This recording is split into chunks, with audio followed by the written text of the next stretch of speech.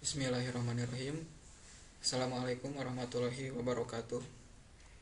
Baik, pada kesempatan kali ini saya akan menjelaskan materi tentang penulisan bagian-bagian surat bahasa Inggris.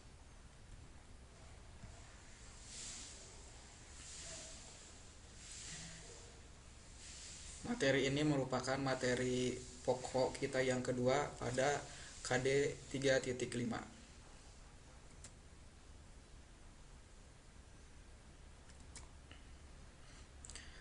Untuk penulisan bagian surat bahasa Inggris yang pertama adalah head letter. Dalam head letter ini terdiri dari 6 unsur. Yang pertama ada nama perusahaan, selanjutnya alamat, selain itu ada telepon, ada juga fax email, ada email, dan terakhir ada logo. Dimana untuk nama perusahaan, penulisannya ini menggunakan huruf paling besar dan dijadikan sebuah acuan ketika kita membalas sebuah surat. Jadi maksudnya itu adalah head letter ini bisa juga dijadikan sebagai acuan untuk membuat inside address atau alamat dalam. Selanjutnya, unsur yang ada dalam letterhead adalah alamat, di mana dalam penulisannya alamat ini mengikuti peraturan sebuah negara. Misalkan untuk Indonesia, format penulisan alamat adalah sebagai berikut: jalan, nomor, kota, provinsi, negara, dan terakhir adalah kode pos. Bisa dilihat untuk contohnya: jalan titik Ibrahim Aji, nomor titik 100, kota Bandung, Jawa Barat, Indonesia 40275. Selanjutnya untuk penulisan telepon. Nah, telepon juga ditulisnya sesuai dengan kode negara kita berada atau kode negara yang kita pakai. Untuk Indonesia, kode nomor teleponnya itu diawali dengan +62. Selanjutnya untuk penulisan fax email ini diletakkan sejajar dengan telepon. Nah, penulisannya bisa disingkat dengan fax titik, selanjutnya dilanjutkan dengan nomor fax email dari perusahaan. Setelah fax email, kita mencantumkan email. Nah, untuk email ini juga terkadang bisa digantikan oleh website atau laman resmi dari perusahaan. Dan terakhir ada logo. Nah, untuk logo perusahaan ini biasanya diletakkan di sebelah kiri. Selanjutnya ada letterhead atau tanggal surat. Dalam surat menyurat bahasa Inggris, penulisan letterhead itu ada 2 gaya atau 2 tipe penulisan. Nah, kedua tipe ini bisa saja dipakai dalam penulisan surat. Kita tinggal memilih salah satu tipe dari cara penulisannya. Yang pertama ada gaya penulisan British style. Nah, untuk British style, struktur penulisannya sebagai berikut, bisa dilihat di tayangan presentasi. Penulisannya adalah tanggal diikuti bulan, setelah itu koma, setelah koma diikuti dengan tahun. Misalnya 16 Januari, 2020. Dan untuk cara penulisan American style itu formatnya adalah bulan diikuti tahun, koma, bulan diikuti tanggal, koma, dan terakhir tahun. Contohnya adalah Januari 16, 2020.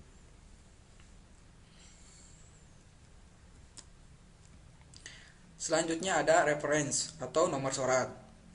Nah, reference ini dalam surat berbahasa Inggris diletakkan sejajar dengan letter date.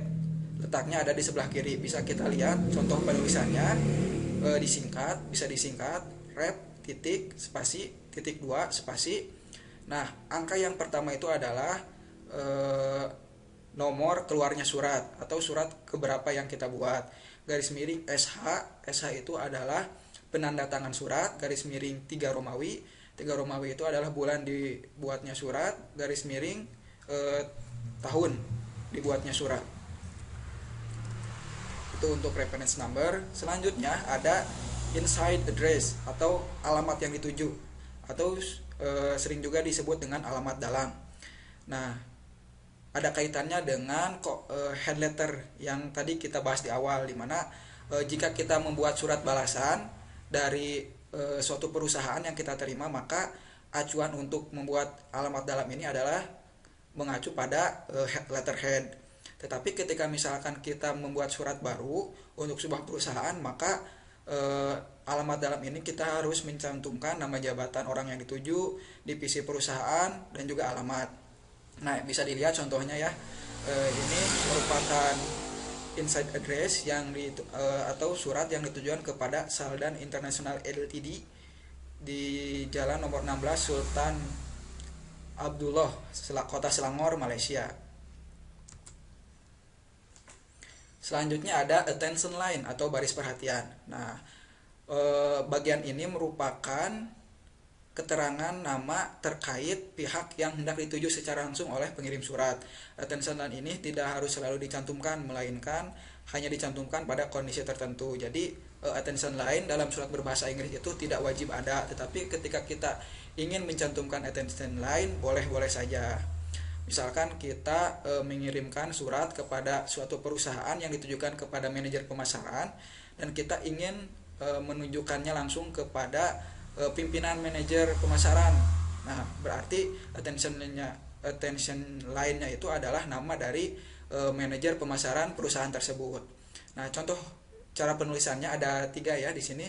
Ada yang penulisan tidak disingkat, artinya ditulis lengkap attention line spasi titik 2 spasi Mrs. Rima Julianti, ataupun bisa disingkat. Nah, untuk cara menyingkatnya bisa dilihat di tayangan presentasi ini seperti itu. Selanjutnya ada subject matter atau perihal surat. Nah, jika di dalam surat bahasa Indonesia, perihal ini menjadi keterangan yang kedudukannya sejajar dengan nomor dan lampiran. Dalam surat berbahasa Inggris ini berbeda. Subject matter ini diletakkan sebagai judul dan ditulis sebelum salutation, dengan tujuan maksud dari subject matter dapat dipahami dengan jelas oleh penerima surat. Jadi secara sederhana subject matter ini adalah judul surat. Seperti itu. Setelah subject matter ada salutation atau salam pembuka, di mana salam yang umum digunakan dalam bahasa Inggris adalah dear. Kalau dalam bahasa Indonesia yang umum digunakan adalah bapak, ibu, atau saudara. Sedangkan sapaan yang umum digunakan dalam bahasa Inggris juga adalah sir, atau madam, atau mrs, atau mister, atau Mr. Nah, contohnya itu ada di sini ya, yang tulis dengan warna merah. Misal dear sir, dear madam, dear Mr. Brian, dear Mrs. Monica. Seperti itu. Tinggal salutation ini disesuaikan dengan jenis kelamin si penerima surat. Kalau misalkan laki-laki berarti bisa dear sir atau dear mister. Kalau perempuan bisa dear madam, bisa dear mrs. Selanjutnya ada body of letter atau isi surat. Nah, dalam body of letter ini terbagi menjadi 3 bagian lagi. Ada pembuka, ada inti, ada penutup. Nah, untuk pembuka saya berikan contoh. Misalkan kita bisa memakai thank you for your letter of, dan juga bisa memakai kalimat yang lain dengan catatan kalimat tersebut baku dan juga kalimatnya sopan. Ini yang ditayangkan di presentasi merupakan hanya sebatas contoh untuk penggunaan kalimat dalam body of letter.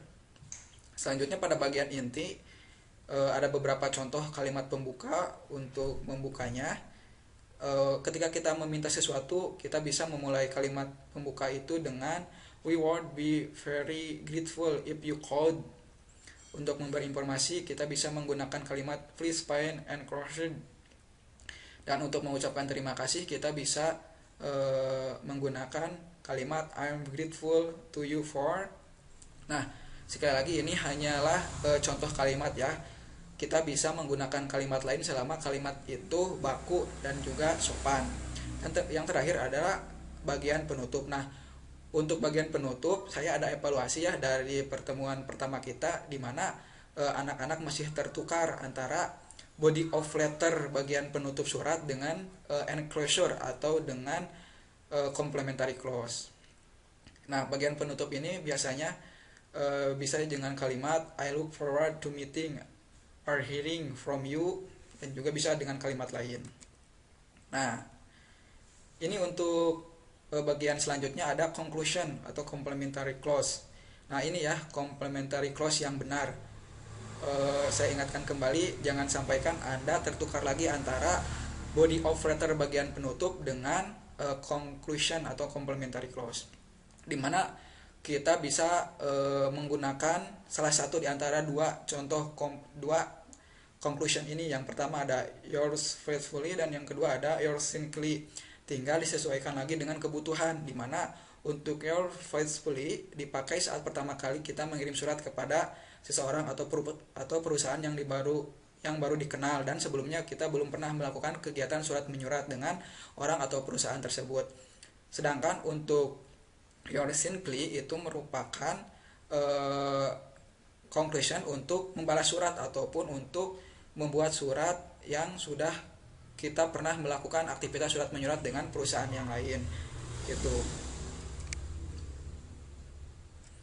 Bagian yang selanjutnya adalah signature atau tanda tangan penanggung jawab surat, di mana dalam penulisannya ini signature terdiri dari tanda tangan itu sendiri, nama jelas pengirim, dan juga nama jabatan pengirim. Setelah signature ada inisial. Nah, inisial ini diletakkan di sebelah kiri bawah surat persis setelah signature atau tanda tangan pengirim. Penulisannya itu seperti ini ya, bisa dilihat di contoh. Penanda tangan garis miring pengonsep surat. Contohnya misalkan penanda tangannya adalah Shirley Haryani dan pengonsep suratnya adalah Farah Estianti, maka penulisan inisialnya adalah SH garing FE.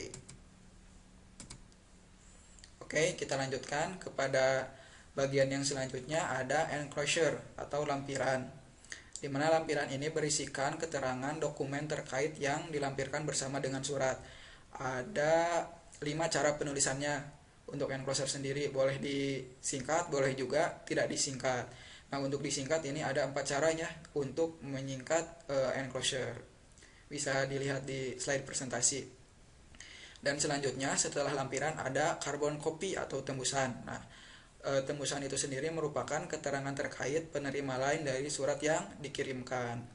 Nah, cara penulisannya ada 2, bisa langsung CC garis miring, CC spasi titik 2 atau memakai titik. Kalau memakai titik tidak usah memakai titik 2. Langsung setelah tembusan itu diikuti dengan pihak yang ingin kita tuju. Nah, baik, itu saja mungkin penjelasan singkat tentang penulisan bagian surat dalam bahasa Inggris. Selanjutnya saya kembali tayangkan bagian surat secara lengkap. Ini sama seperti pertemuan kita yang sebelumnya, hanya saja bedanya kalau di PPT minggu pertama itu saya menyajikannya dibagi menjadi dua slide ke dalam 2 slide. Sedangkan untuk yang sekarang saya langsung disajikan dalam 1 slide. Oke, bisa diperhatikan ya.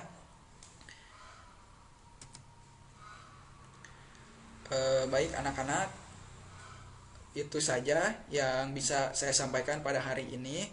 Terima kasih atas perhatiannya. Semoga bisa dipahami dengan baik. Adapun pertanyaan-pertanyaan boleh disampaikan melalui media lain. Sekali lagi terima kasih banyak. Tetap semangat dalam belajar. Billahi taufiq wal hidayah. Wassalamualaikum warahmatullahi wabarakatuh.